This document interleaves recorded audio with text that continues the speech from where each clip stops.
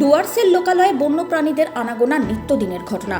খাবারের খোঁজে প্রায়শই লোকালয়ে ঢুকে তাণ্ডব চালায় গজরাজ। এবার একটি দোকান সহ 3টি বাড়িতে হামলা চালালো হাতি। একই সঙ্গে দোকানের দেওয়াল ভেঙে সমস্ত ঘরের দোকানে মজুদ খাদ্য সামগ্রী সাবার করে পালায়। সোমবার রাত্রিবেলায় ঘটনাটি ঘটেছে ডুয়ার্সের মেটেলি ব্লকের উত্তর ধূপঝোড়া এলাকায়।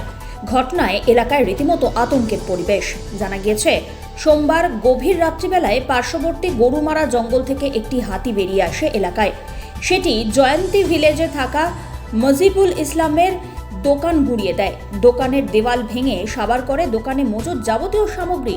তারপরে ইনসান আলী মালা ওরাও অরুণা দর্জির বাড়িতে হামলা চালায় সেটি। ক্ষতিগ্রস্ত করে ঘর। ভোর রাত নাগাদ হাতিটি স্থানীয়দের চিৎকারে ফের জঙ্গলে চলে যায়। এদিকে ক্ষতিগ্রস্তরা ক্ষতিপূরণের দাবি করেছেন। বন দপ্তরের তরফে নির্দিষ্ট ফর্মে আবেদন করলে সরকারি নিয়মে ক্ষতিপূরণ প্রদানের আশ্বাসও দেওয়া হয়েছে।